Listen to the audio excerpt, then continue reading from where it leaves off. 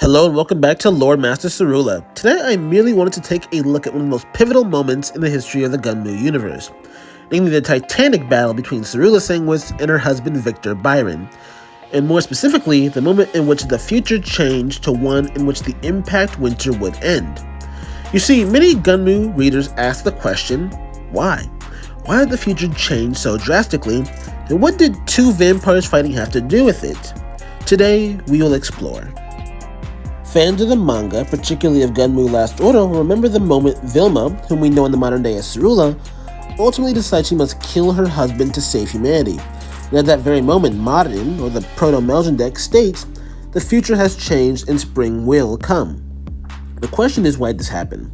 Well, first we need to establish if the future had even changed at all. What would have been the future of the world if Victor and Caerula didn't fight?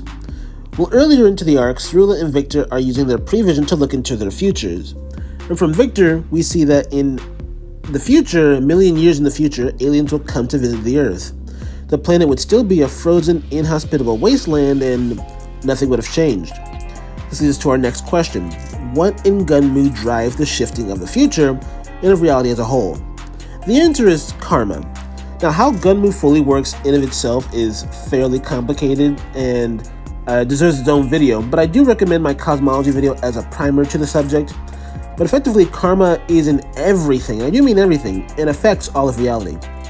And according to experts on the topic like Arthur Farrell and Destiny Nova, the person who invented Melchizedek and a Karmatron scientist respectively, reality as a whole is driven by human perceptions. We also know how Caerula has a metric ton of karma.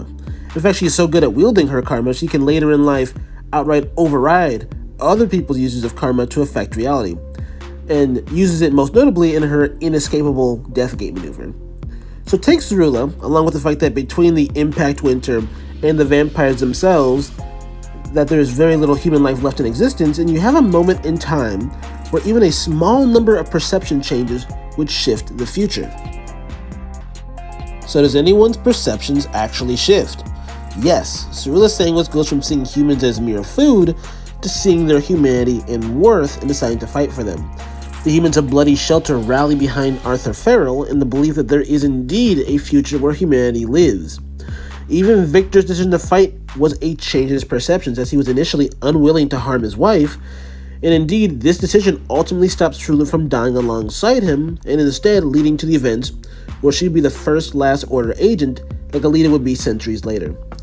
And yet, there was one more force at play during this pivotal moment. It is one of the few moments in which the god of Gunnm decides to play its hand, stopping Victor short at the moment of his victory and first blinding him with a perfectly placed beam of sunlight, and giving Caerula Ars Magna, aka Oneness, which gave her the power boost needed to defeat Victor. Even Victor himself in his final moment states outright that it was God that had intervened and chose the path of humanity. This is a call back, or chronologically a call forward, to how God would save Alita and Figure 4 in the desert by bringing them rain, and later, when it was almost certainly God that stopped Caerula's Death Gate from killing Alita in the Zenith of Things tournament. But in conclusion, a low population count, the massive karma pull that Caerula draws from, and the shifting of everyone's perceptions, and a little nudge from God, is what ultimately changed the future of the Impact Winter, and the future of Gunnm as a whole.